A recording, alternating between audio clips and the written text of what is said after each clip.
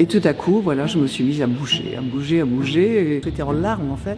Et j'ai compris que le Seigneur venait de me guérir. Et du coup, j'ai enlevé mon corset. Alors, ma sœur me dit, mais non, non, surtout pas. J'ai dit, mais si, regarde. Et je me tenais droite, ce qui était tout nouveau pour moi. Le médecin me dit, on vous a tout fait, les analyses, pour voir si vous avez encore la maladie. Mais vous n'avez plus rien. C'est même comme si vous n'aviez jamais eu de maladie. Parce que ça fait 15 ans que je fais ces examens et je n'ai jamais vu une seule neuropathie guérir. Il m'a enlevé le prix de son amour. Mais il n'y a pas de mots, je ne peux pas l'exprimer, il faut le vivre. Il y en a peut-être qui ne vont pas me croire, mais c'est pas grave. Moi, je l'ai vécu. Mais ce qui s'est passé, c'est que pendant cette veillée, j'ai été retourné comme une crêpe. La distinction entre les deux se fait à travers l'esprit de celui qui reçoit cette parole. Est-ce qu'il est dans la prière? Est-ce qu'il cherche à communiquer avec des esprits? Je me trouve actuellement devant une église parisienne où tous les jeudis soirs, il y a des miracles de guérison, des personnes qui guérissent instantanément de leur cancer, de tumeurs au cerveau, de paralysie, etc. Parce que chaque jeudi ici, depuis des années, il y a des veillées de prière qui sont organisées et à chaque fois, il y a des guérisons miraculeuses complètement inexplicables pour la science. Oui, tous les jeudis, il y a des malades qui viennent ici pour prier et qui repartent complètement guéris. Et aujourd'hui, ça tombe bien, on est jeudi soir et justement, je suis venu sur place pour vous pour enquêter. Donc dans un instant, on va pouvoir assister à la veillée où des miracles vont peut-être se dérouler devant nous, sous nos yeux, et on va tout filmer. Et tout à l'heure, on a même pu interviewer plusieurs personnes, dont une miraculée, et puis les organisateurs de cette veillée. Donc on a pu leur poser plein de questions, ils nous ont raconté toutes les coulisses. On va tout vous dévoiler dans cette vidéo. Parce que j'avais découvert en préparant ce documentaire m'avait déjà beaucoup intrigué, mais là on va voir de nos yeux ce soir ce qu'il en est. J'ai hâte de vous montrer tout ça. Ce soir, on a vu des choses absolument incroyables. Des personnes qui étaient guéries en direct devant nous. Regardez, écoutez ça. Il y a une personne dont le processus vital est engagé suite à une hémorragie intestinale. Le Seigneur la visite et la guérit. Il n'y aura pas de séquelles. Merci Seigneur Jésus. Ce qu'on vient d'entendre au micro peut vous paraître un peu étrange, mais dans quelques instants, je vais vous expliquer tout ce qu'il s'est passé. Ce qui est sûr, c'est que c'était vraiment une des meilleures soirées de ma vie. Allez, je vous emmène vivre la veillée avec nous.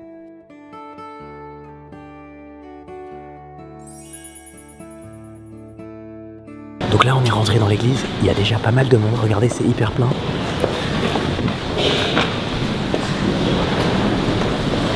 C'est assez impressionnant parce qu'on est 20 minutes avant et il y a déjà plein de monde. Hyper impressionnant. Bonsoir à tous. Bienvenue à la prière pour les malades de Saint-Nicolas-des-Champs. Bienvenue à vous tous qui êtes fidèles dans la prière. Bon, lui, c'est Philippe, l'organisateur de ces veillées de prière avec son épouse Anne. On a eu la chance de pouvoir l'interviewer, donc il nous a raconté toutes les coulisses. En fait, la prière des malades, c'est un gros bazar. Il y a plus d'une quarantaine de bénévoles. Donc il y a plusieurs services. Et le plus fou, c'est que Philippe lui-même, à l'époque, alors qu'il s'occupait pas encore de ses veillées de prière, a été guéri miraculeusement ici même, mais je vous en reparlerai tout à l'heure. Bon, le service au cœur, ce sont ce qu'on appelle les priants, c'est-à-dire quelques rares personnes qui reçoivent des paroles, donc des charismes de paroles de connaissance, on leur parlera un peu d'écouter. Donc là, ils sont 5 ou 6. Ce que Philippe appelle les paroles de connaissance, c'est vraiment totalement surnaturel, et c'est peut-être le plus fou dans cette soirée. En fait, le cœur de la veillée, c'est un temps de prière autour du Saint-Sacrement, c'est-à-dire Jésus réellement présent dans l'hostie au centre de l'ostensoir pour les catholiques, et pendant ce temps de prière, il va y avoir des guérisons. Sauf qu'ici, quand Dieu fait une guérison, il l'annonce. Et donc concrètement, il va le dire dans le cœur de certaines personnes qui viennent prier ici chaque jeudi. Ces personnes vont entendre la voix de Dieu dans leur cœur leur annoncer la guérison qui est en train d'avoir lieu dans l'assemblée, et ces personnes vont prendre le micro et dire à voix haute ces paroles pour toute l'assemblée. Allez, écoutez 3 exemples. Il y a une femme d'environ 60 ans qui souffre de solitude et d'abandon. Elle a l'impression d'avoir été maltraitée et utilisée par des personnes qu'elle avait rencontrées, et elle se sent toute cabossée dans son cœur. Le Seigneur vient déposer son infinie tendresse pour elle dans son cœur. Il lui dit « Laisse-moi porter sur la croix tout ce que tu as vécu, tout ce que tu ressens. Reçois ma paix. » Il y a une personne qui a une prothèse de la jambe suite à une amputation. L'appui entre le genou et la jambe et la prothèse le fait terriblement souffrir. Le Seigneur l'a guéri et ne souffrira plus. Merci Seigneur Jésus. Il y a une personne ici dans cette paroisse ce soir et qui a très honte face au crime qu'elle a commis. Elle est venue demander pardon au Seigneur pour toutes ses fautes et humblement elle demande au Seigneur de la purifier. Le Seigneur lui dit: je te purifierai à travers le sacrement de la réconciliation. Va voir un prêtre, confesse-toi et je t'accorderai la grâce de la délivrance et la guérison de ce péché. Vous voyez, c'est complètement fou. Ce qu'on vient d'entendre, c'est ce qu'on appelle des paroles de connaissance, des paroles qui annoncent une guérison qui est en train de se passer, et la personne qui l'annonce dans le micro a eu l'info de Dieu lui-même dans son cœur. Par exemple, concrètement, la personne qui prie se met à entendre dans son cœur que Dieu va guérir une personne qui a un staphylocoque doré dont il n'arrivait pas à se débarrasser. Il va alors prendre le micro pour l'annoncer. Alors je suppose que comme moi, lorsque j'avais découvert ça pour la première fois, vous avez plein de questions. Comment être sûr que c'est vrai, que c'est pas truqué ? Qui sont les personnes qui entendent ces paroles, qui ont la chance d'entendre la voix de Dieu pour la dire dans le micro? Est-ce que les personnes visées par les paroles sont vraiment guéries? Est-ce qu'elles existent seulement? Et bah ça tombe bien car j'ai vraiment mené l'enquête pour vous, j'ai même pu interviewer une personne qui reçoit ces paroles et je vais vous partager toutes les coulisses que j'ai découvertes.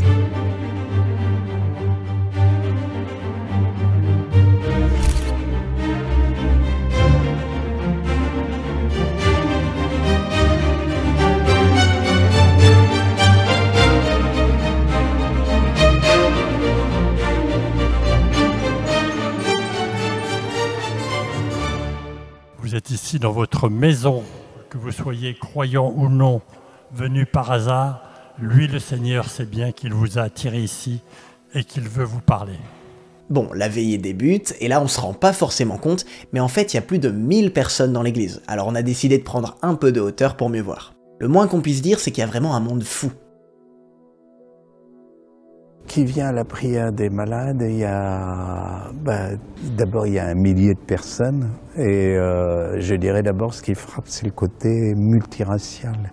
Il y a des gens vraiment, il y a beaucoup de chrétiens bien sûr, mais il y a des hommes, il y a des femmes, il y a des gens de tous âges, quelquefois même des personnes très jeunes et il y a beaucoup d'étrangers, de musulmans, de gens d'autres religions qui viennent et qui sont touchés par la prière et qui sont fidèles à cette prière.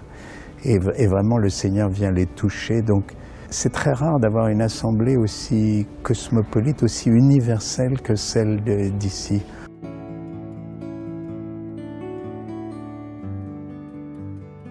J'y viens parce que j'ai des personnes à porter qui sont malades et j'ai découvert ça il y a peu de temps. Ok. Et je vois qu'il y a quand même pas mal de gens qui sont guéris. Et donc là, c'est un message d'espérance. Je viens des États-Unis, mais je suis en vacances en Europe. Vous êtes venu exprès à Paris pour la prière? Oui, pour la prière des malades à Saint-Nicolas-des-Champs. Mais en fait, pour tout vous dire, je suis venue sur Paris pour une dizaine de jours en vacances au mois de mai. Et on m'a découvert un cancer du septum. Donc, j'ai pas pu rentrer chez moi. Donc, je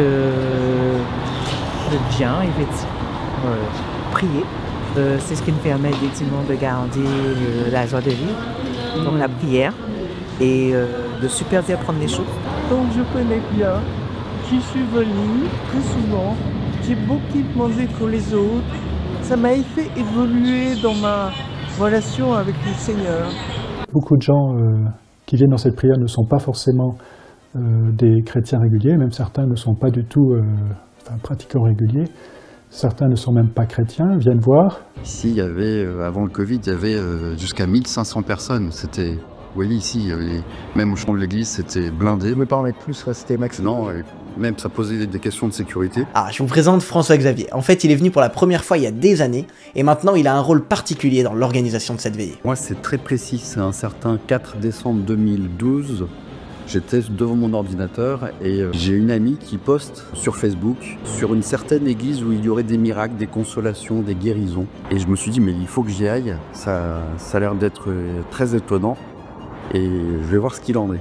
Et j'arrive dans cette église et je me dis, mais c'est incroyable, on m'avait dit qu'il y avait plus de 1000 personnes tous les jeudis qui se rassemblent dans cette église pour implorer et demander la guérison, la consolation, des grâces, même parfois des miracles. Mais ce qui s'est passé, c'est que pendant cette veillée, j'ai été retourné comme une crêpe. François-Xavier repart bouleversé. Il a fait la rencontre de Jésus. Il n'a plus qu'une idée en tête, venir tous les jeudis soirs pour tout comprendre sur cette veillée et mener son enquête dessus. Je suis devenu un peu spécialiste de Saint-Nicolas-des-Champs et des prières des malades. J'ai effectivement demandé au père Thierry Aval si je pouvais faire ce documentaire. Et un documentaire est sorti en fin 2013. Et lorsque le Covid est arrivé 7 ans plus tard, l'idée de filmer la veillée tous les jeudis soirs est apparue comme une évidence. À partir du Covid, vous savez, à cette époque, on ne pouvait plus rentrer dans les églises. Donc on s'est dit, on va filmer. On a demandé au diocèse qu'est-ce qu'il en pensait. Ils nous ont dit, oui, vous pouvez toujours essayer, mais ça ne marchera pas. Et on a été hyper étonnés, comme le diocèse, de voir que non seulement ça marchait, c'est-à-dire qu'il y avait beaucoup de personnes qui regardaient la première YouTube sur la chaîne Prière des Malades à Saint-Nicolas-des-Champs. Et entre guillemets, heureusement qu'il y a eu le Covid après, parce qu'on a pu diffuser, les gens qui étaient malades pouvaient aussi rester chez eux, et ça a régulé l'affluence. De nombreux plans que vous verrez dans ce reportage sont donc tirés directement du documentaire ou des veillées de prière filmées tous les jeudis soirs par François-Xavier Dubessé, que je remercie infiniment pour ça.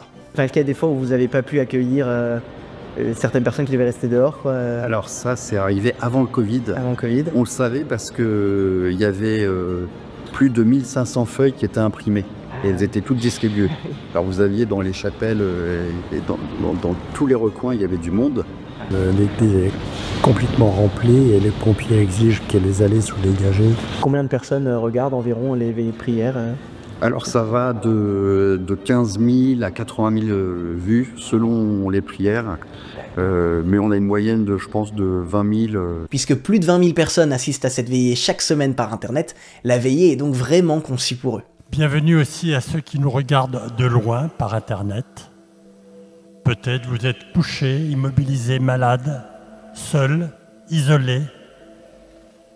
Vous êtes avec nous et le Seigneur vous voit aussi. Il vous envoie les mêmes grâces qu'à nous.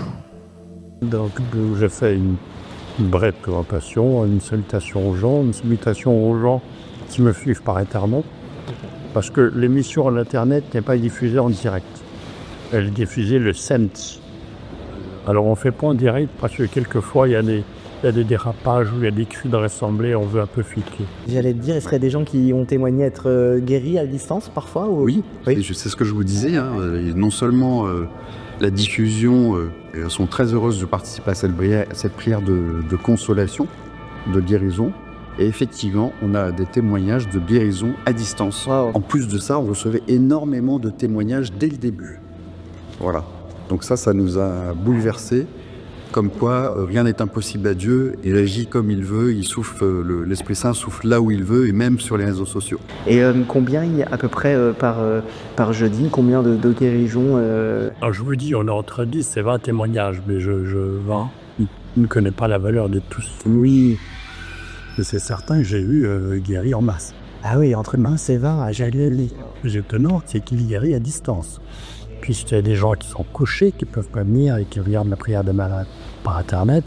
Il y en a qui sont très loin, il y en a en Nouvelle-Calédonie. On a un curé en Nouvelle-Calédonie qui réunit sa paroisse devant un grand écran pour regarder la prière des malades le samedi.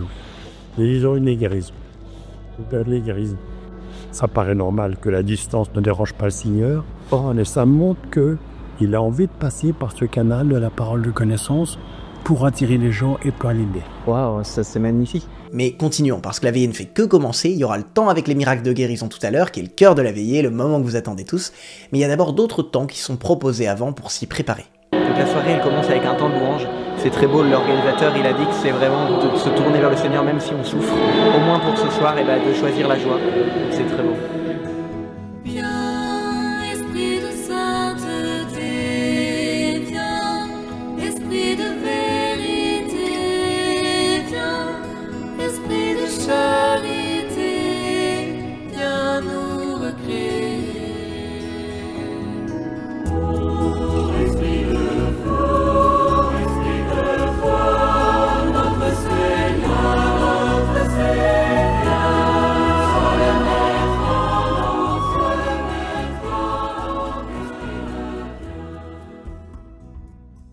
La louange, c'est la prière que les anges font à longueur d'éternité au ciel, et c'est aussi la prière de nos créatures vis-à-vis de notre Créateur.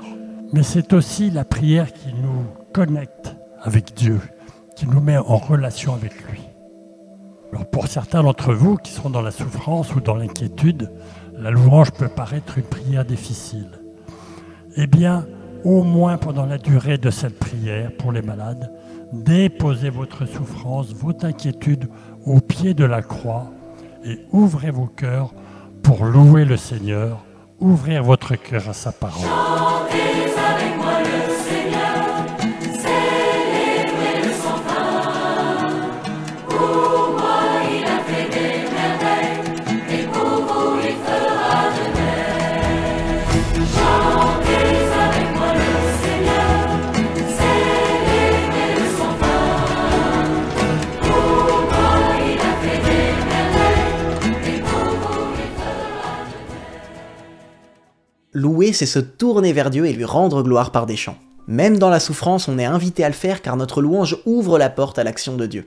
C'est aussi une manière de le remercier par avance, convaincu qu'il agit déjà au cœur de notre malheur. On entend les chants de louange encore d'ici, je ne sais pas si vous entendez, c'est très beau. Alors évidemment, cette louange, elle est animée par une personne, et puis quelques personnes qui jouent quelques instruments, ça reste assez modeste, mais grâce à ça, eh bien, le cœur de l'assemblée s'ouvre et on sent à travers cette louange qu'il y a des gens qui ont une grande foi. Et ça, je trouve ça très beau parce que petit à petit, le chant monte, l'assemblée, et voilà, et l'assemblée ouvre son cœur. En chantant, on parle à Jésus qui est vraiment là présent. Jésus, c'est pas de l'histoire ancienne. Jésus, il est vraiment là, ressuscité. Il est vraiment présent au milieu de nous. Donc, on le prie et on lui parle en chantant. Ce qui me frappe le plus à l'assemblée de prière du jeudi soir pour les gens qui souffrent, c'est la joie. Parce qu'a priori, on pourrait s'attendre à quelque chose de triste. Et en fait, l'assemblée, les gens qui participent et autres débordent de joie. La louange, ça nous libère le cœur.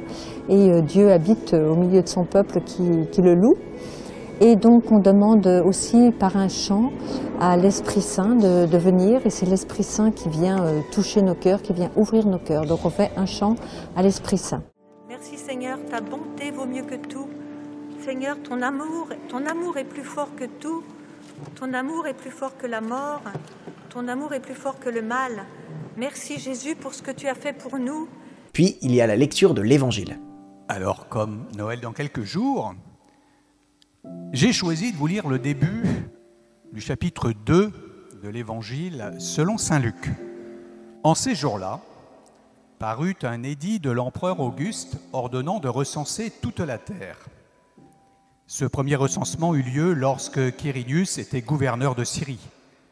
Donc là, c'est la lecture de l'Évangile et après, il y aura un petit enseignement, je crois. Après la louange, un prêtre ou un diacre qui s'occupe de la veillée dit un petit mot en lien avec l'Évangile. Le Tout-Puissant se présente à nous comme le Tout-Petit. Qui de nous aurait peur d'un bébé emmailloté qui gazouille dans une mangeoire? Le Fils du Père, créateur de l'univers visible et invisible, s'est fait enfant, faible et totalement dépendant de ses parents. Après ça, il y a des personnes qui ont été guéries pendant d'autres veillées qui viennent témoigner. Ici, on a la chance d'avoir régulièrement des gens qui se déplacent pour témoigner. Souvent, ce sont des témoignages qu'on reçoit par écrit, via Internet, par la poste. Et on se souvient dans la Bible, sur les 10 lépreux qui ont été guéris, il y en a un seul qui rend grâce. Donc les proportions sont peut-être les mêmes aujourd'hui. En tout cas, il faut inciter les gens à témoigner, parce que même si c'est de petites guérisons, ce sont des signes qui sont très importants pour toute la communauté. Par exemple, ici, c'est Cathy, une dame qui a été guérie d'une tumeur cancéreuse à l'estomac, qui témoigne. Au début de l'année 2022, j'ai eu des douleurs dans l'estomac qui revenaient très souvent. Je pensais que c'était simplement des aigreurs d'estomac. Mais en mars 2022, j'ai eu l'impression que tout éclatait en moi. Une douleur terrible. Là, on m'a emmenée à l'hôpital et ils m'ont dit que c'était une péritonite qui avait éclaté dans mon estomac. Et on m'a opéré tout de suite en urgence. Après l'opération, le chirurgien m'appelle. Les dernières analyses ont révélé que j'avais une tumeur dans l'estomac, avec des cellules cancéreuses sur le péritoine.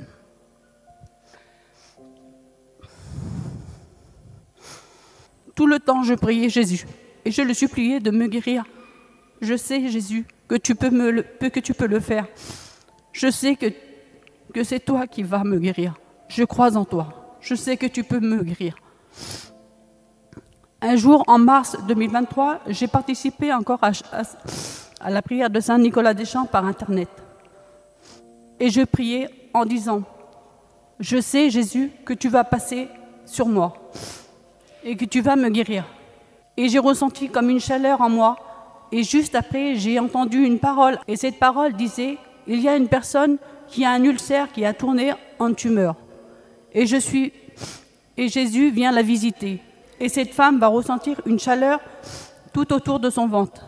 Et elle sera guérie. » Il y a 2 mois, avant d'aller voir mes résultats, je prie encore. « Jésus, je sais que tu peux tout. Et tu es là. Guéris-moi. Et moi, je sais que je n'aurai plus rien.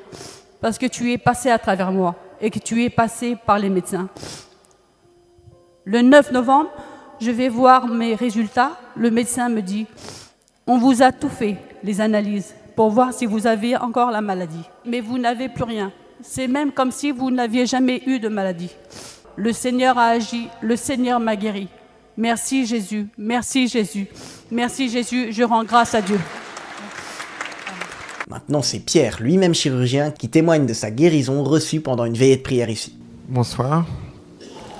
Donc, je m'appelle Pierre, j'ai 61 ans, je suis marié, j'ai 5 enfants et je suis chirurgien plasticien travaillant exclusivement dans un centre de Grand Brûlé à Lyon. J'ai contracté un lymphome du manteau, un lymphome malin, en 2010, comme séquelle, en particulier une neuropathie des 4 membres, des 2 mains et des 2 pieds. Et en fait, quand je mets mes gants, mes doigts s'engourdissent, ils deviennent rapidement insensibles et douloureux. Alors, étant en rémission, j'ai repris mon travail, mais je ne pouvais plus exercer donc la chirurgie. Dans le service, toujours chez les Brûlés, je m'occupais exclusivement des protocoles thérapeutiques. Je priais tous les jours pour ma guérison. Et là, ici même, avec mon épouse, c'était le 26 novembre dernier. Et une fois que le Saint-Sacrement déambulait parmi vous et devant moi, le Père Thierry a dit cette phrase, « Il y a une personne dans l'assistance qui est en train de guérir de ses mains. » Alors, j'ai évidemment pensé à moi, mais j'ai refusé cette parole. Pourquoi? Ça peut paraître bizarre. Je sentais toujours mes pieds engourdis, insensibles, et puis j'avais les doigts complètement gelés, le chauffage était en panne. Et donc, je disais, c'est pas pour moi, mais ça a quand même commencé à me travailler. Et puis, à un moment, je me suis dit, cette parole, Jésus l'a prononcée pour toi. Alors, mes doigts se sont réchauffés progressivement et leur sensibilité est devenue tout à fait normale. Alors je suis tombé en pleurs dans les bras de mon épouse, qui était à côté de moi, et Agnès m'a dit, mais texto, c'est pas possible, tu ne voulais pas guérir. Mais le Christ en a décidé autrement. J'ai vu le médecin du travail qui m'a fait un examen neurologique complet au niveau des mains, qui était strictement normal. Il était particulièrement stupéfait parce que ma neuropathie était objectivée par un électromyogramme sans appel. Parce que ça fait 15 ans que je fais ces examens et je n'ai jamais vu une seule neuropathie guérir.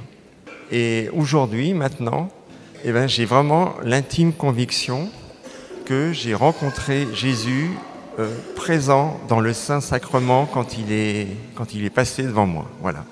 Et en fait, il a répondu à cette question que je me posais depuis des années, qui m'interpellait. Vous savez, juste avant de communier, Seigneur, je ne suis pas digne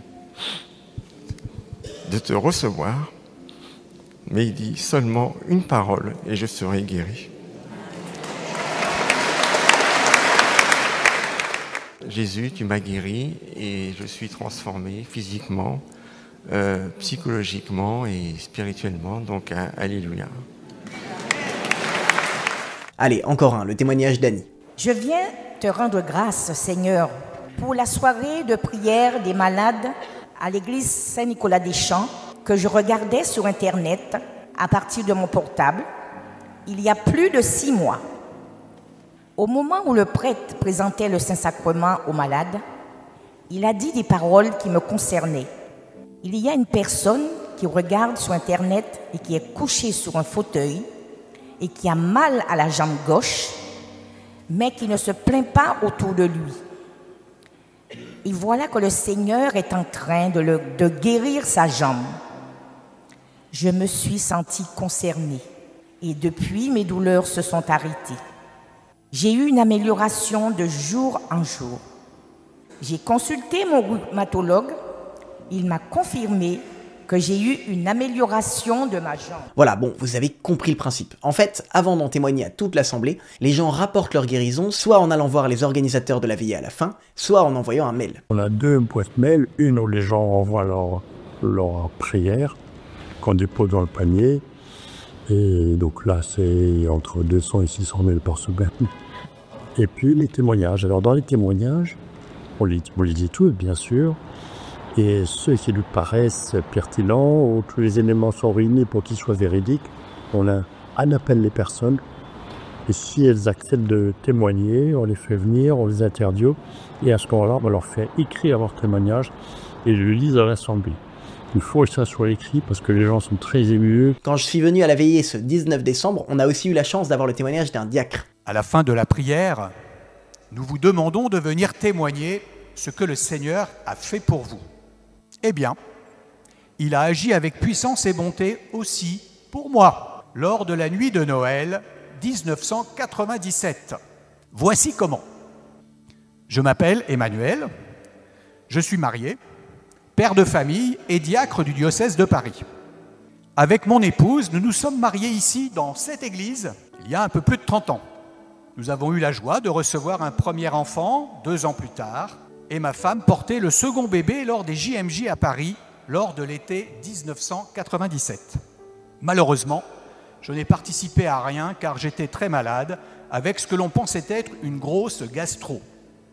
En reprenant le travail après les JMJ, j'étais toujours de plus en plus fatigué, jusqu'au 26 septembre 1997, où j'ai réussi à rentrer difficilement à la maison, en tombant même sans force dans le métro et en me traînant jusqu'à notre domicile. J'ai demandé alors à mon épouse d'appeler SOS Médecins et des paroissiens de Saint-Nicolas-des-Champs pour prier pour moi. Quand le médecin m'a vu, il a pris soin de faire des analyses de sang. Après son passage, des paroissiens sont venus prier pour moi.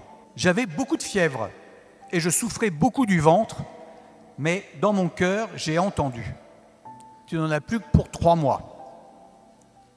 En fait, j'ai compris que j'allais mourir. Là-dessus, le médecin me rappelle et me demande d'aller à l'hôpital Saint-Antoine. Sur place, j'ai appris que j'avais une hépatite fulminante.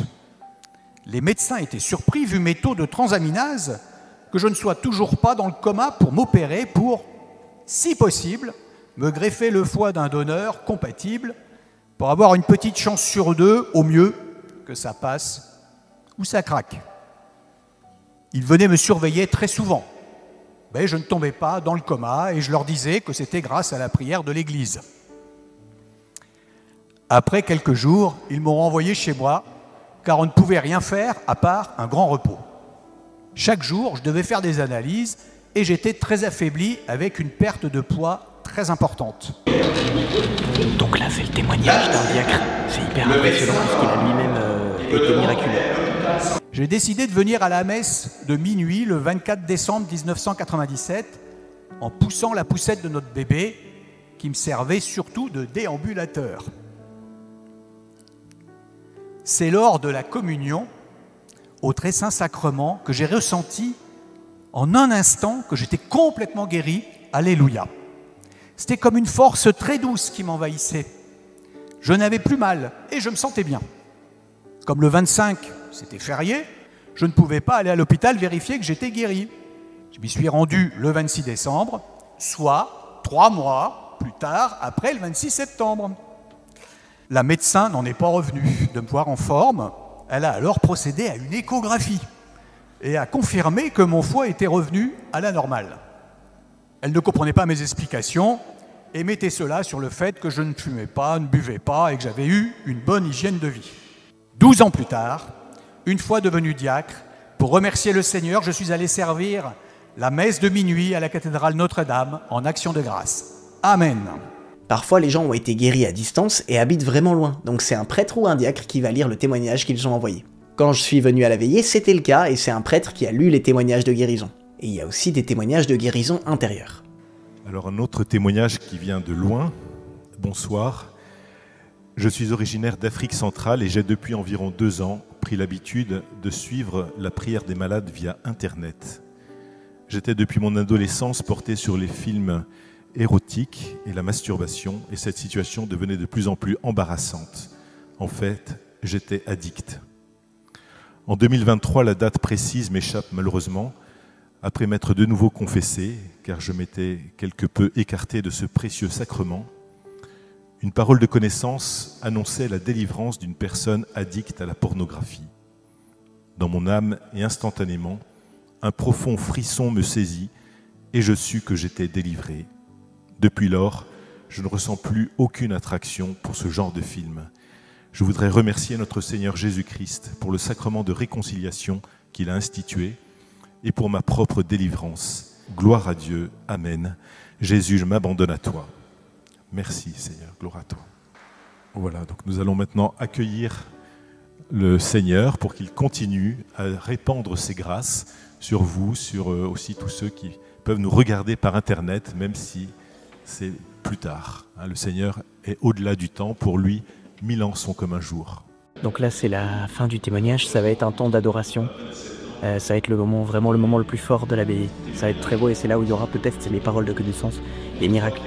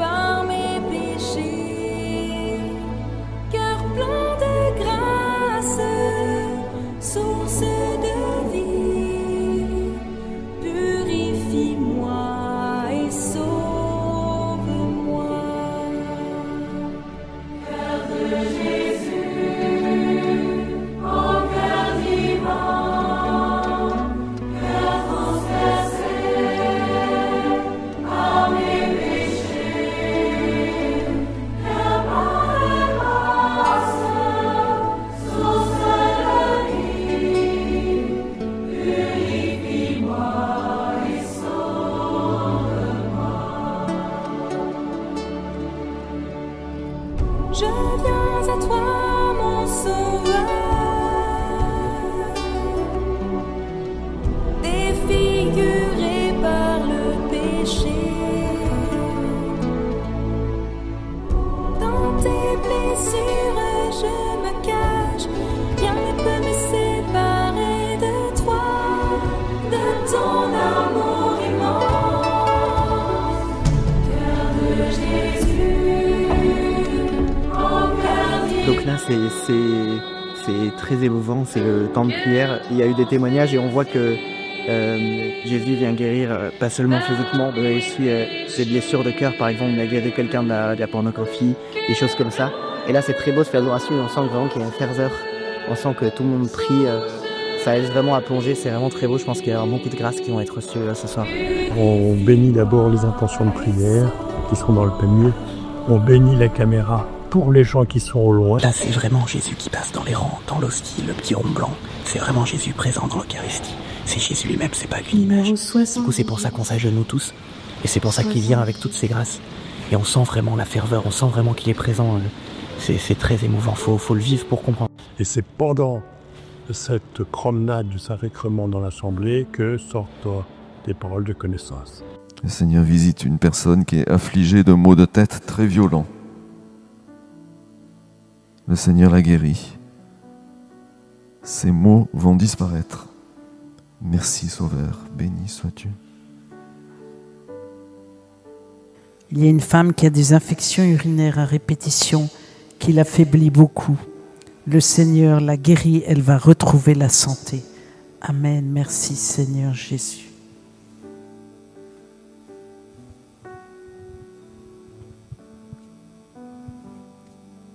Par sa couronne d'épines, le Seigneur visite une personne à qui le médecin devait placer une couronne dentaire et le guérit. Il y a une personne très attachée à sa famille qui n'a pas pu les voir depuis de très longues années à cause des problèmes administratifs. Le Seigneur visite cette personne et le rassure qu'il pourra bientôt voir sa famille et les serrer dans ses bras. Alors, au cours de cette soirée, le Seigneur pourra faire connaître des guérisons qu'il est en train de faire. Ceci se fait de façon toute simple par ce qu'on appelle des paroles de connaissance, qui sont des paroles envoyées par l'Esprit Saint à des personnes qui prient pour vous derrière moi. Ça s'appelle un charisme, un don de l'Esprit Saint, qui n'est pas pour ceux qui ont ces paroles, mais qui sont pour l'Assemblée. Les charismes sont des grâces de l'Esprit Saint qui sont très anciennes dans l'Église, qui existaient tout au début, et on en voit des témoignages et des récits dans les Actes des Apôtres. Donc ce n'est pas une invention des charismatiques, c'est simplement une grâce qui avait été un peu oubliée dans les siècles récents et qui revient maintenant à l'honneur. C'est Dieu qui fait tout. Même si c'est par les personnes qui disent des paroles de connaissance, hein. Ça peut être tout simplement, on entend au micro, ce matin, une dame, elle se reconnaîtra parce qu'elle a oublié son parapluie, elle va être guérie de son genou qui lui fait très mal, et le médecin va confirmer ça dans les prochains jours. Ça peut être quelque chose comme ça, ou des maladies beaucoup plus graves, ou même simplement des signes. Les gens, ils ont besoin de signes. La guérison, c'est un signe du royaume qui vient, et le monde a besoin de signes. Ce n'est pas une parole pour celui qui le dit. Celui qui l'a dit n'est qu'un outil. Il n'a pas besoin d'être saint. C'est un outil du Seigneur pour envoyer un message à l'Assemblée. Donc, ces personnes reçoivent des messages par le Saint-Esprit indiquant que telle ou telle personne, en fait, ils voient des images. C'est souvent comme ça que ça se passe. Ils voient la personne être guérie. Et donc, il l'annonce au micro.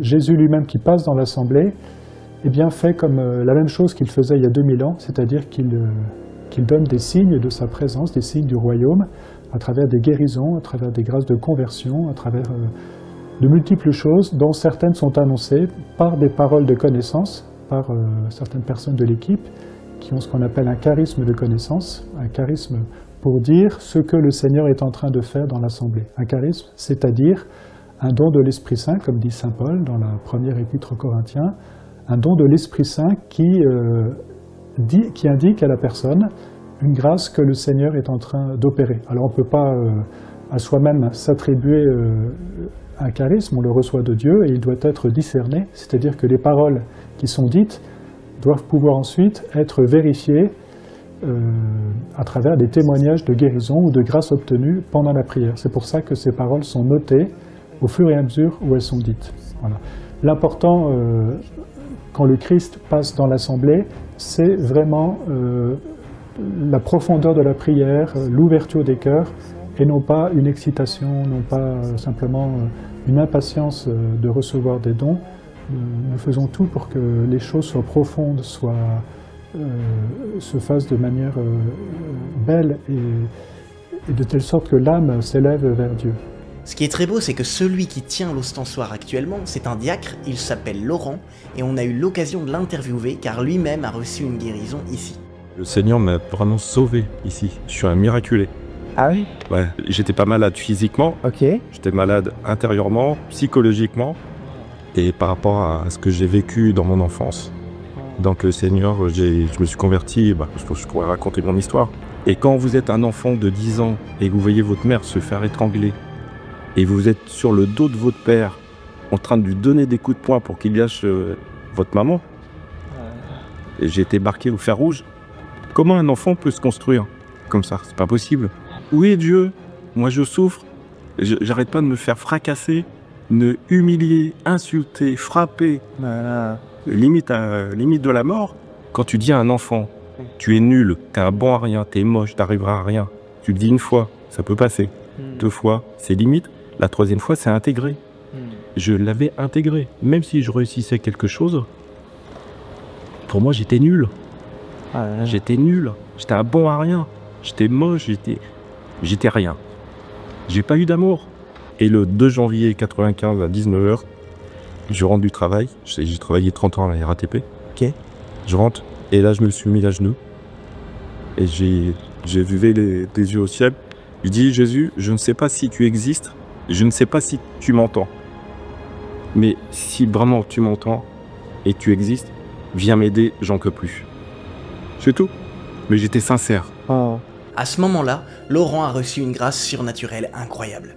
Jésus est venu et l'a littéralement emmené au paradis. Son témoignage était tellement émouvant que lorsqu'il me l'a raconté, j'avoue que j'ai pleuré. Mais avant de vous le partager, j'aimerais qu'on poursuive la veillée et qu'on termine notre enquête sur ces fameuses paroles de connaissance.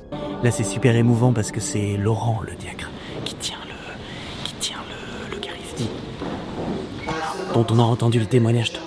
Ah, il y a une parole de connaissance, écoutez. Puis, sauve d'une hépatite. Yacta, qui pendant le temps de l'Avent, Sa prière consécutive était de demander au Seigneur, par son arrivée, son avènement dans le monde, de lui donner la grâce de la maternité. Le Seigneur la visite juste après la période de l'Avent.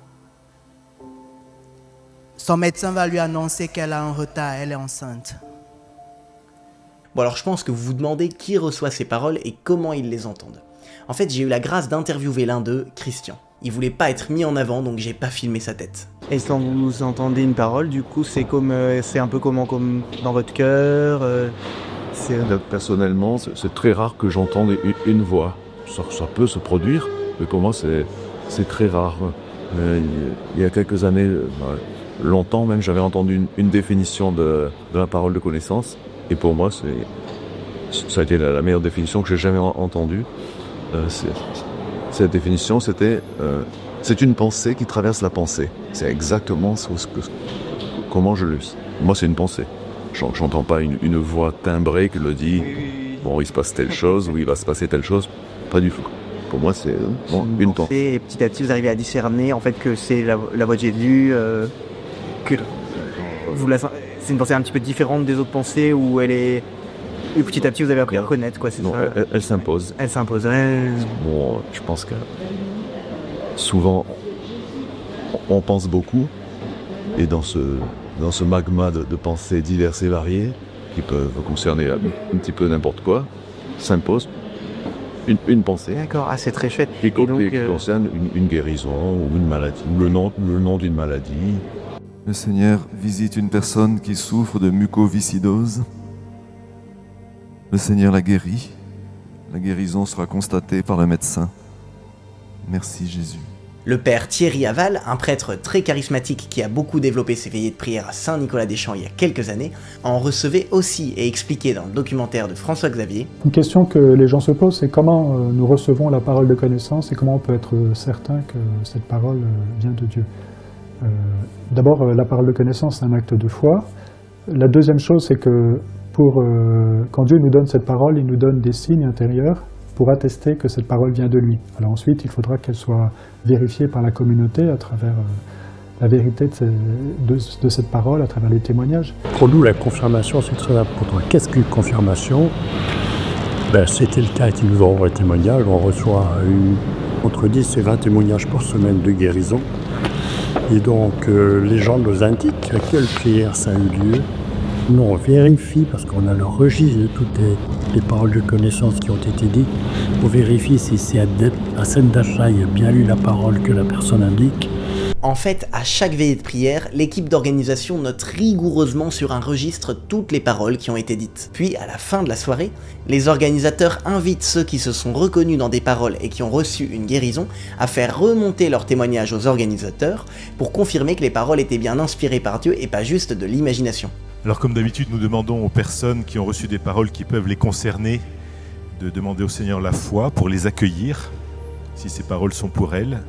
Et en même temps, nous vous invitons à la plus grande prudence, c'est-à-dire de n'arrêter aucun traitement médical sans l'avis d'un médecin. Je rappelle aussi qu'une parole peut concerner plusieurs personnes, mais tous ceux qui sont atteints des pathologies qui ont été évoquées ce soir ne seront pas forcément guéris. Alors un grand merci à tous ceux qui nous ont envoyé leurs témoignages tout au long de cette année.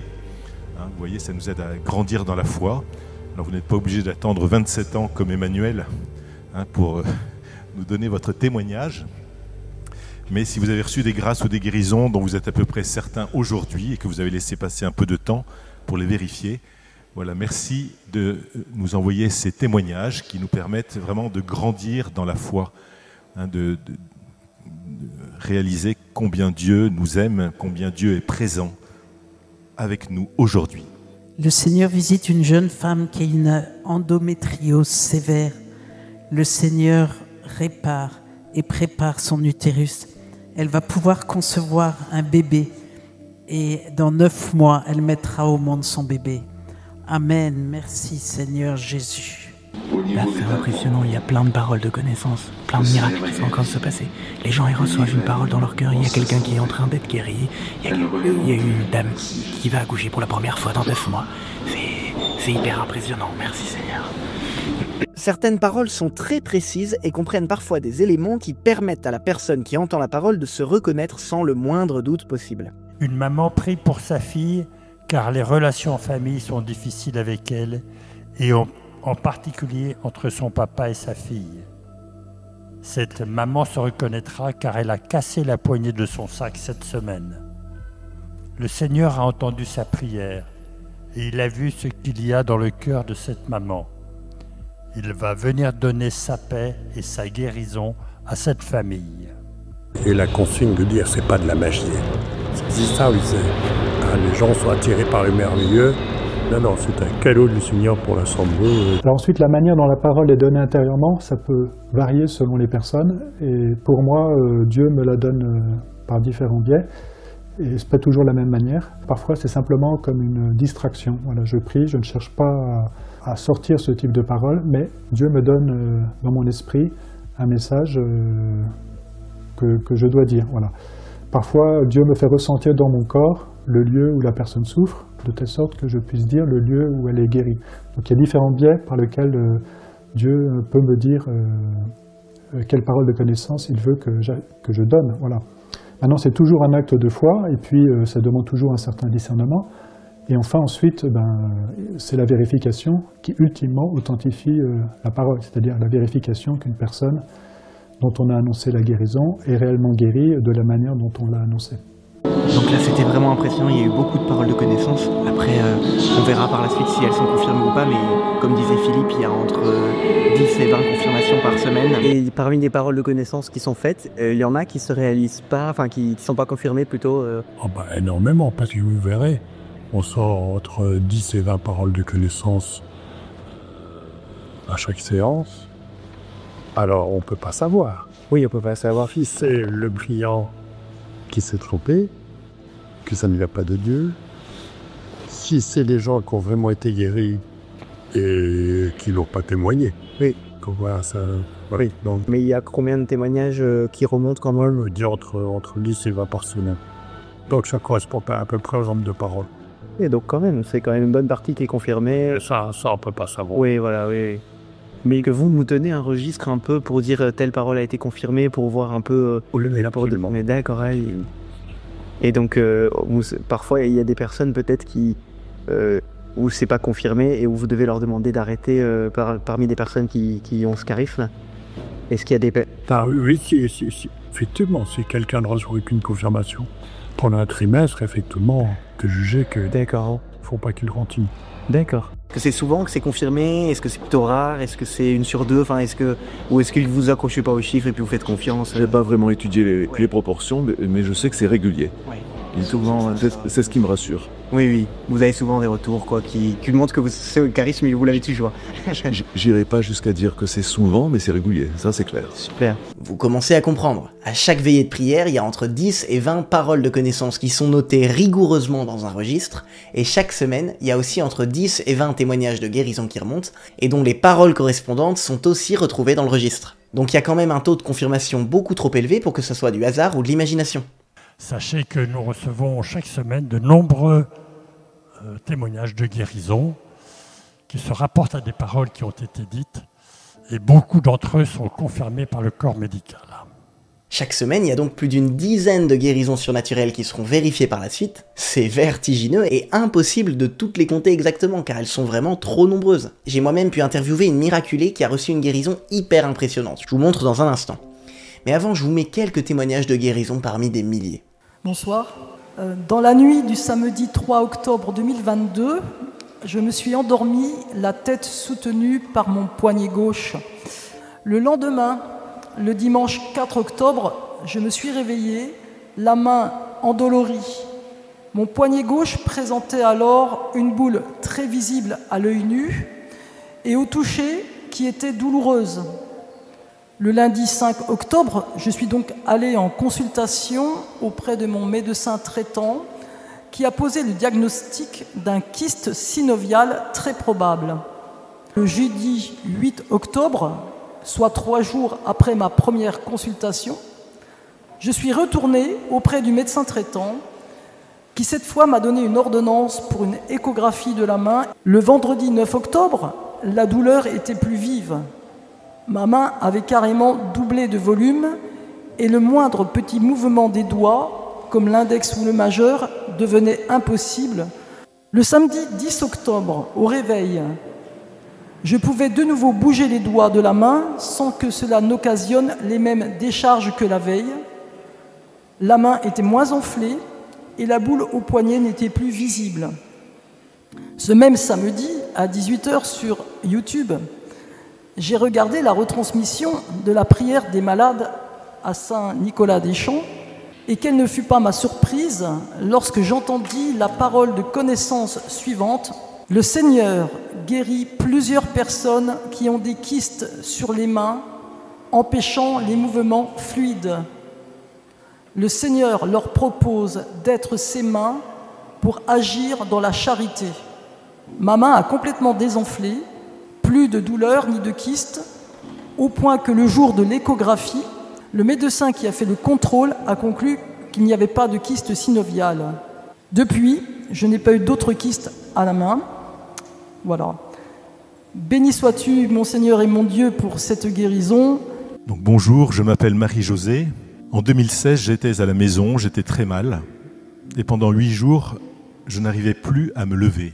Ma fille voulait m'amener chez le médecin, mais je ne pouvais pas marcher. En arrivant à l'hôpital, on m'a mis un masque à oxygène car je n'avais plus assez d'oxygène dans le sang. Ensuite, comme il n'y avait pas de place, on m'a transféré à l'hôpital Saint-Louis. Je priais tout le temps car j'avais confiance dans le Seigneur.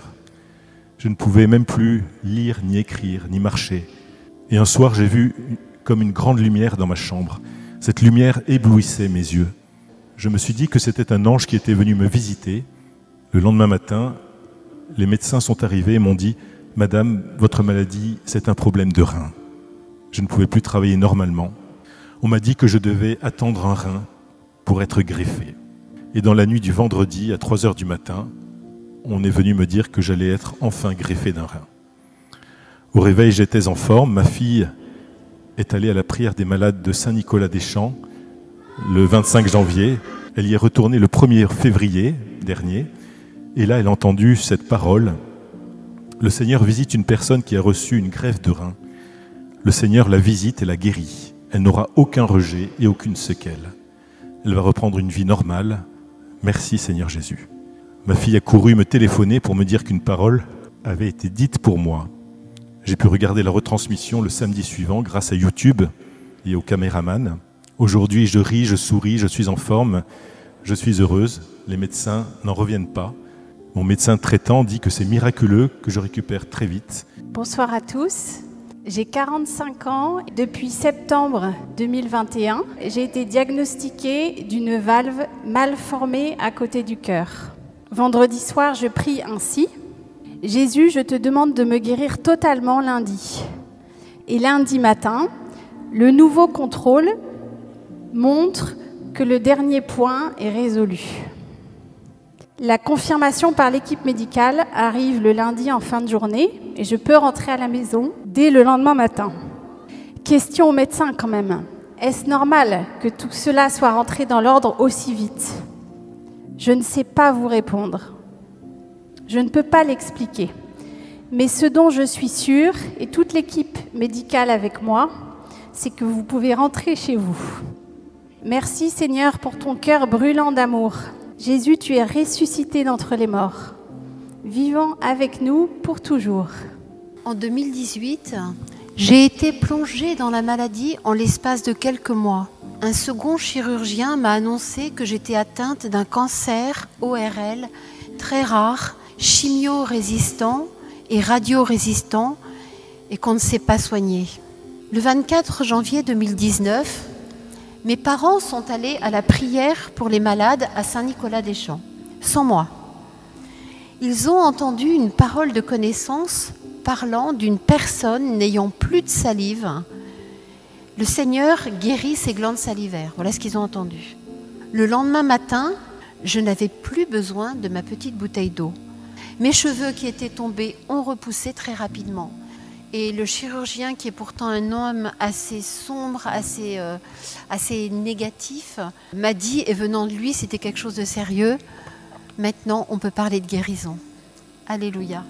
Et du coup, combien de personnes environ viennent, ce charisme de parole de connaissance ici à Saint-Nicolas-des-Champs pour les veillées de prière, c'est plutôt 4-5 ou... Oui, on est entre 4 et 10. Il y en a beaucoup en formation. D'accord, qu'ils ne parlent pas encore. Mais on prépare l'avenir. Et ça, voilà, on fera petit pas service toute le vie. Bah oui, parce que du coup, toutes les semaines, ils viennent en général les personnes qui ont ce charisme, et toutes les semaines... Ah oui, oui. En gros, quand on sent qu'on a ce charisme, on peut demander à venir essayer, mais on passe par une sorte de période de test qui va durer plusieurs mois avant de pouvoir prendre le micro. C'est Anne, la femme de Philippe, qui s'en occupe. Anne, elle coordonne tout ça, elle a effectué les vols, elle fait Elle regarde la profession de ceux qui ont des charismes. On ne laisse pas les exercer tout de suite. C'est tellement grave d'exercer ce charisme, on ne peut pas laisser n'importe qui le fait. Oui, voilà, c'est ça. Du coup, c'est vous un petit peu qui discernez, qui peut avoir une parole de connaissance. Il y a une période de probation d'au moins 3 mois où la personne ne peut pas parler. Et après chaque séance, elle se retrouve avec Anne. Elle regarde les charismes qu'elles ont eus. On vérifie si c'était confirmé ou pas. Pour Christian, recevoir ce charisme a été très progressif. Bon, ça fait combien de temps, du coup, à peu près que vous l'avez? J'ai commencé il y a une vingtaine d'années. La première année, j'étais plutôt dans l'écoute, très, très silencieux. Mais au bout d'un an, déjà, lorsque le père Thierry, entre-temps, était arrivé, oui, je commençais à me lancer. Petitement au début, puis très progressivement... J'ai augmenté le nombre de paroles reçues. Génial. Et est-ce que vous avez parfois eu des choses très précises? Oui. Parfois ça arrive. Oui, ça arrive. C'est très variable. Dans l'ensemble, je reçois des paroles très courtes. Mais bon, on n'est pas noté au kilomètre. Oui, ou au nombre de mots exprimés. C'est ça. Le Seigneur peut passer par 3 mots. Et la première fois, du coup, qu'on vous a encouragé à prendre le micro pour dire, vous n'étiez pas trop stressé, vous n'aviez pas... Je ne me rappelle pas vraiment la première fois. C'était vraiment progressif, quoi. Je me rappelle la première parole qui avait été confirmée. C'était le père Thierry qui, plusieurs mois après, m'avait dit « Tiens, telle parole ». Donc je me souviens très bien, effectivement. Elle a été confirmée. Donc, pour moi, c'était une grande joie, parce que je ne sais pas ça. Si le Seigneur confirme, il faut y aller. Donc confirmer, c'est quand quelqu'un envoie après une... Il avait reçu la personne en question, qui lui avait dit que telle parole, tel jour, l'avait touché, il avait été guéri suite à cette parole. Et je me rappelle très bien. Parce qu'avant que vous preniez le micro, comment on fait pour confirmer si ça vient de Dieu? Est-ce que vous recevez parfois la même chose, par exemple, que d'autres qui sont... Ça peut arriver. Ça peut être ce genre de choses, c'est ça? Ça peut arriver. Au tout début, par définition, on a besoin des conseils de personnes plus aguerries, plus expérimentées. On se tourne vers elles, en toute simplicité. Il me semble que j'ai reçu telle parole, qu'est-ce que tu en penses? Si c'est oui, on se lance. Si c'est non, on le dit pas. Et aujourd'hui, est-ce que ça vous apporte, est-ce que ça renforce votre propre foi? Est-ce que ça vous apporte de la joie de voir que Dieu vous utilise comme instrument pour son amour? Oui. Très certainement. Pour moi, c'est une grande source de joie. Attention tout de même, les paroles de connaissance n'ont rien à voir avec la voyance. La différence entre les deux vient de l'auteur, qui est à l'origine soit de la voyance, soit de la parole de connaissance. L'auteur de la parole de connaissance, c'est l'Esprit Saint, c'est-à-dire que la parole de connaissance est un don de l'Esprit Saint en nous. L'auteur de la voyance, ça peut être le voyant lui-même qui invente, ou ça peut être un esprit maléfique qui lui inspire cette parole ou cette voyance. Voilà.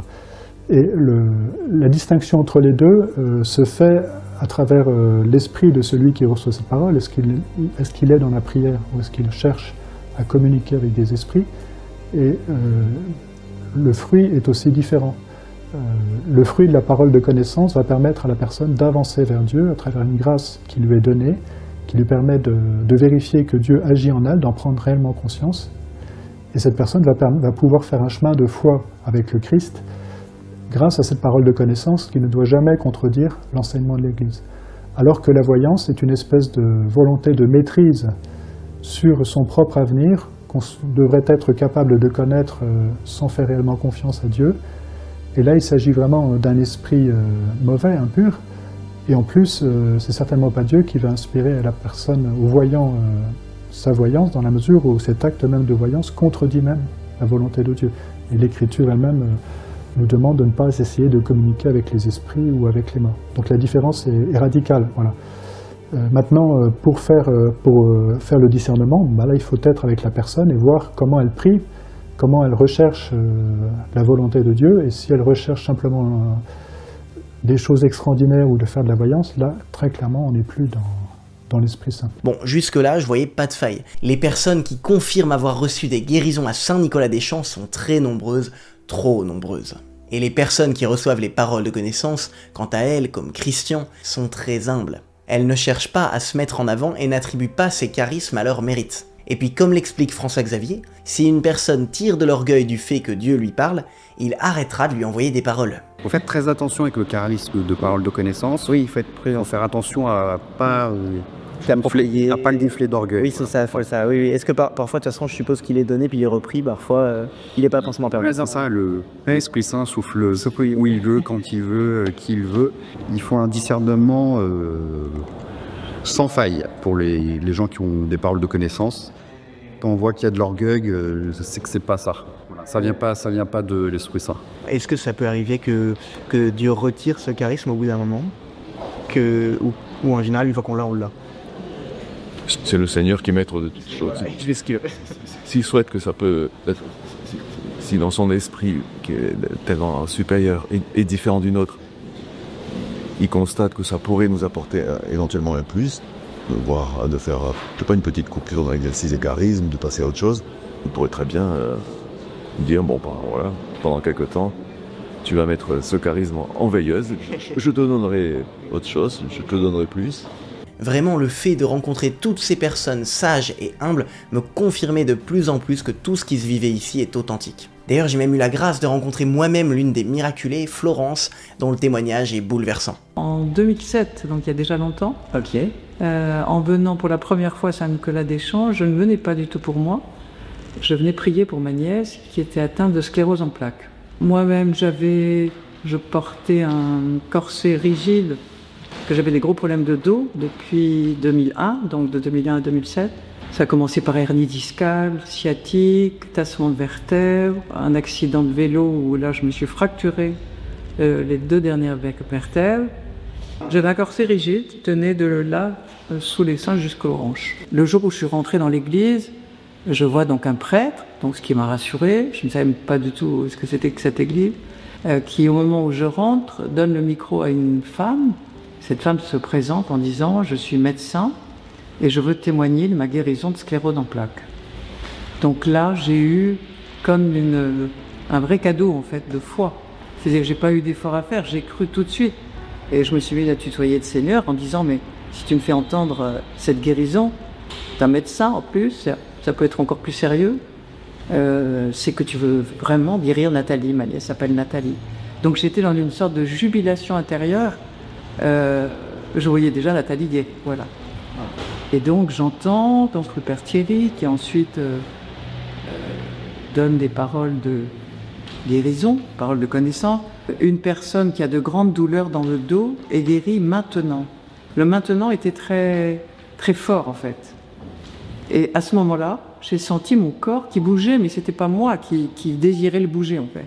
C'est-à-dire, je me suis mise à me tourner sur moi-même, à me redresser, à me mettre à genoux, alors que je pouvais pas. 2 minutes avant, il fallait que je sois attachée à quelque chose pour pouvoir plier mes genoux et mes os. J'ai ressenti une chaleur que je ne peux pas décrire avec des mots humains en fait. C'était vraiment une chaleur divine qui a pris tout mon dos, mes hanches. Et tout à coup, voilà, je me suis mise à bouger. Et ma sœur, que j'avais donc retrouvée, qui était aussi dans l'église, et c'est étonnée, elle me dit, mais qu'est-ce que tu as? Je dis, regarde, j'étais en larmes en fait. Et j'ai compris que le Seigneur venait de me guérir en fait. À ce moment-là, il me faisait mal, parce que mon dos était totalement droit en fait. Et du coup, j'ai enlevé mon corset. Et ma sœur me dit, mais non, non, surtout pas. J'ai dit, mais si, regarde. Et je me tenais droite, ce qui était tout nouveau pour moi. Donc j'appelle mon rhumatologue, qui est devenu un ami, puis ça faisait longtemps que je le voyais. Et je lui dis, il faut absolument que je te voie, mais d'urgence. Mais il me dit, je ne peux plus rien pour toi, parce que je l'avais vu une semaine avant.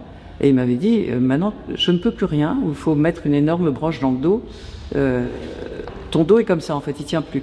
Je ne pouvais même pas faire de voiture, enfin, c'est difficile, tout était difficile. Et donc, je vais le voir au bout de 4 jours, je crois, donc j'ai vraiment insisté. Et là, il me dit, assieds-toi vite. Je dis, non, regarde. Et à ce moment-là, je lui montre ce que je peux faire, me tourner, m'agenouiller.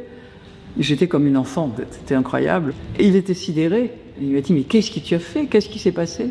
Et là, je lui dis, je ne sais pas si tu es croyant, mais j'étais dans une église catholique, à Paris, et j'ai reçu une vraie guérison. Et donc, je viens te voir pour demander une radio, une ordonnance car une radio. Et là, il me regarde, il m'a dit, tu n'as pas besoin d'une radio, tu n'as pas d'ordonnance. Je te vois et je crois. À partir de ce moment, j'avoue que ma vie a été transformée. Donc, moi, j'avais qu'un désir, c'était d'aller à la messe, de redécouvrir, parce que j'avais un peu oublié tout ça, l'Eucharistie, les sacrements. Voilà, tout était centré sur le Seigneur. J'avais qu'un désir, c'était de découvrir les vies des saints. Et voilà, j'étais toute imprégnée de cet amour de Dieu. Voilà, que j'en parle beaucoup, parce que le Seigneur a ouvert mon cœur, c'est vrai. Du coup, maintenant, je suis très tournée vers les malades. Et donc, je vais dans un EHPAD, je vais dans un hôpital avec l'aumônerie. Et je parle beaucoup aux malades de Saint-Nicolas-des-Champs, à des personnes qui sont dans leur lit, qui ne peuvent pas bouger. Et donc, cette vidéo aussi est un signe d'espérance. Des gens seuls donc, c'est vrai que je fais beaucoup la promotion de cette prière des malades. Là, on est quand même sur un miracle digne des évangiles. Florence a enlevé son corset pendant la veillée de prière, comme les paralytiques que Jésus guérissait et qui se levaient immédiatement. Je me posais tout de même une question. Alors, ma nièce Nathalie, c'est très douloureux parce que sa maladie a beaucoup augmenté. C'est très douloureux, mais elle a une force de vie incroyable. Elle est joyeuse, alors qu'elle a tout pour torer. Mais non, elle ne se plaint jamais, elle est admirable. Et elle a su ce moment, enfin cette soirée, votre guérison. Oui, bien sûr. Et comment elle l'a vécu Voilà, je ne sais pas, j'étais presque... Moi, je suis toujours très, très gênée, parce qu'en fait, voilà, pourquoi moi je vais si bien. Ça, c'est le grand mystère des guérisons. Très grand mystère. Voilà. Alors on le sait très bien, tout le monde nous appelle guéris, sinon on serait déjà dans le royaume avec Jésus et ce serait déjà le paradis. On est sur terre pour un pèlerinage avec des souffrances. C'est vrai que le mystère de la souffrance, ça, c'est très dur. Dieu ne veut pas qu'on souffre, mais c'est vrai, hein, on prévient que tout le monde ne va pas être guéri, mais que plus important, c'est le témoignage de ceux qui sont guéris pour l'espérance. C'est pas un simple espoir terrestre, c'est l'espérance qui nous mène à Jésus. En fait, on reçoit toujours des grâces, même si c'est pas une guérison. Oui, ça renforce la foi. En fait, je commençais à comprendre que l'enjeu de ces veillées de prière, avant tout, c'est la rencontre personnelle avec Jésus. C'est ça la plus grande grâce qu'on peut recevoir ici, bien au-delà des guérisons physiques. Donc si on vient à Saint-Nicolas-des-Champs avide de sensationnel, avec une curiosité malsaine, juste pour voir un show, on risque d'être très déçu. Il y a quelque chose de très sain dans la façon dont ces veillées se déroulent et les organisateurs ne cherchent pas à prouver quoi que ce soit. Tout se fait dans une grande discrétion la plupart du temps. Donc c'est très spectaculaire et les gens recherchent le spectaculaire, ils recherchent la guérison. Alors dans ce domaine, il y a quelque chose qu'il faut préciser, c'est que quand Jésus guérit, il ne dit jamais « va, ta foi t'a guéri ». Il dit « va, ta foi t'a sauvé ». Donc la guérison, c'est un moyen de signe. Jésus utilisait les guérisons pour accréditer sa parole, par compassion, par bonté, par amour pour les gens qui étaient malades, mais en vue du salut. Et ce qui l'émerveillait, c'était les conversions qui suivaient les guérisons. Donc ici, il faut que les gens ne s'arrêtent pas à la guérison, mais à la conversion. C'est d'abord la guérison de cœur, quoi. La guérison, mais changer quelque chose dans sa vie, faire un pas vers Jésus. C'est pour ça qu'on est. Alors moi, ce qui me touche le plus, parce que je l'ai vécu, ce sont les guérisons spirituelles.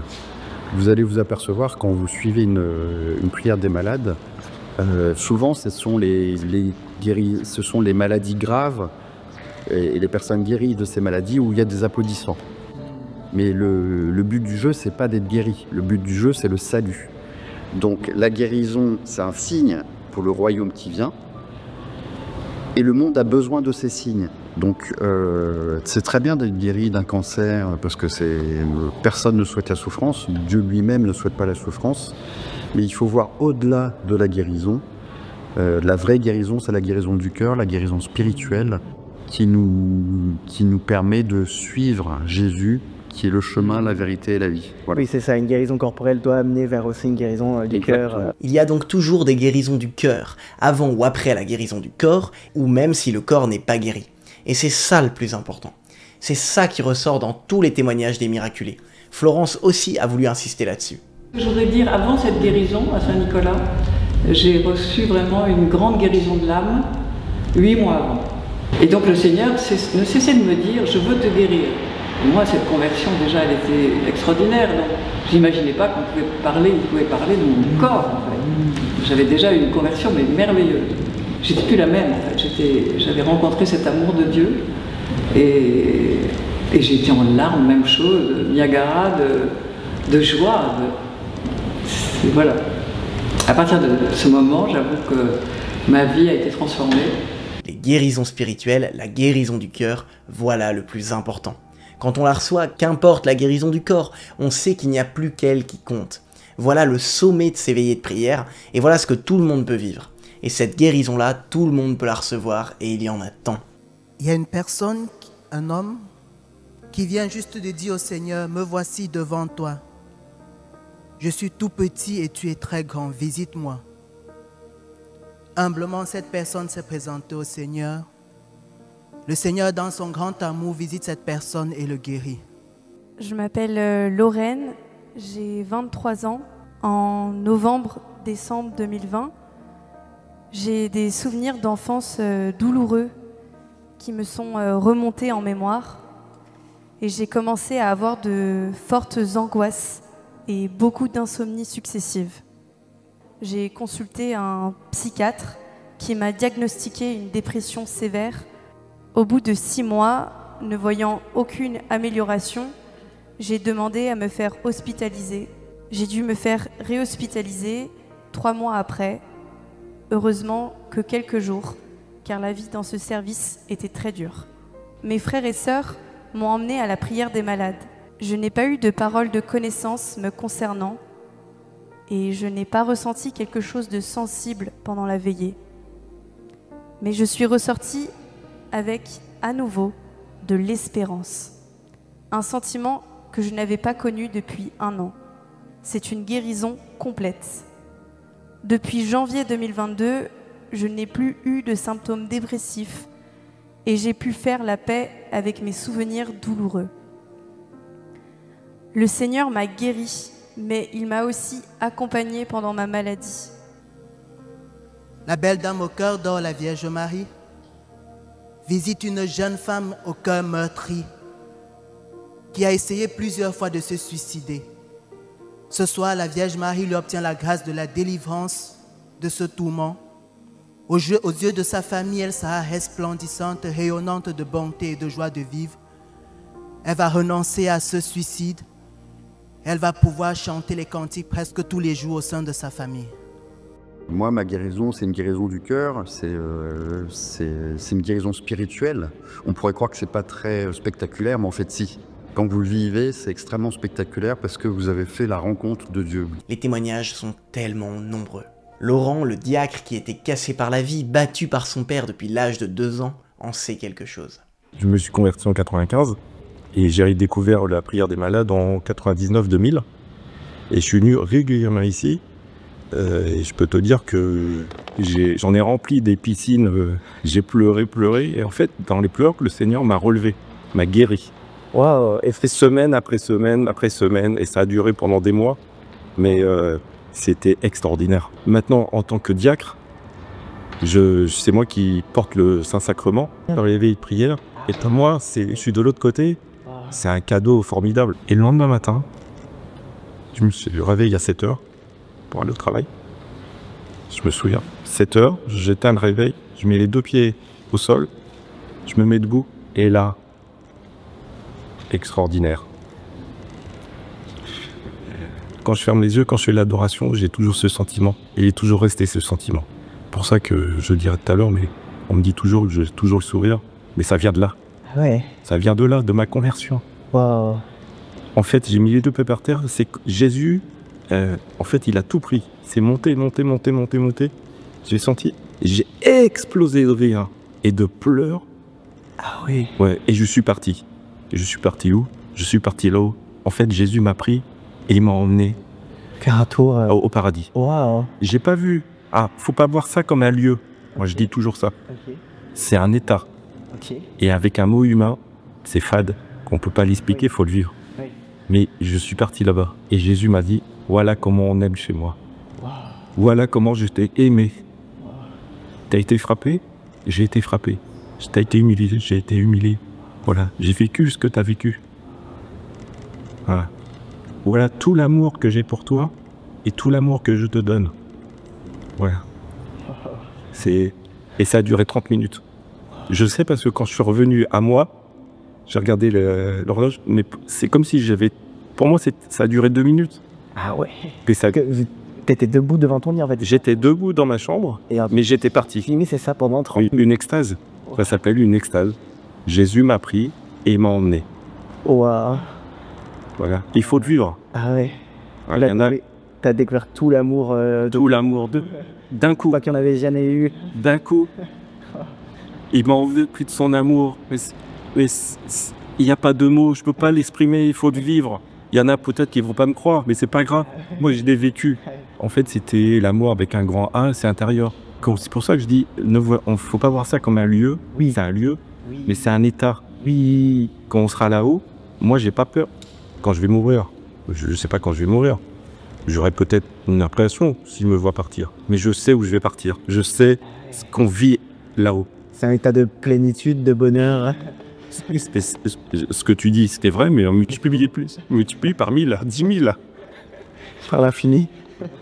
Donc, et mes collègues, le midi, quand ils m'ont vu, ils ont vu ce... Alors, j'ai pas dit à tout le monde, très peu, mais ils ont vu mon chant. Comme dans les 10 commandements, quand Moïse descend de la montagne, il change de visage.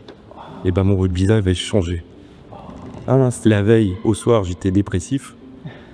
Le lendemain, j'étais lumineux. Wow. Et je ne m'en rendais pas compte. C'est les autres qui m'ont dit, mais qu'est-ce qui s'est passé? Et alors, qu'est-ce que tu as répondu? Il y a certains qui étaient croyants, je leur dis, j'ai vu Jésus, j'ai entendu Jésus. Et ils m'ont cru, d'autres étaient un peu incrédules. Donc j'ai appris à mes dépens à faire attention, prudent. Mais quand on vit quelque chose de... Oui, on a envie de partager. Wow.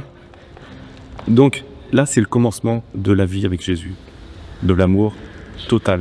D'ailleurs, je vous avais dit que Philippe lui-même, qui est un des organisateurs de cette veillée, avait été guéri miraculeusement lui aussi. Il est temps d'écouter son témoignage. Et nous avons été voir, comme j'avais mal à la gorge, l'ORL de notre quartier, qui m'a fait ouvrir la bouche.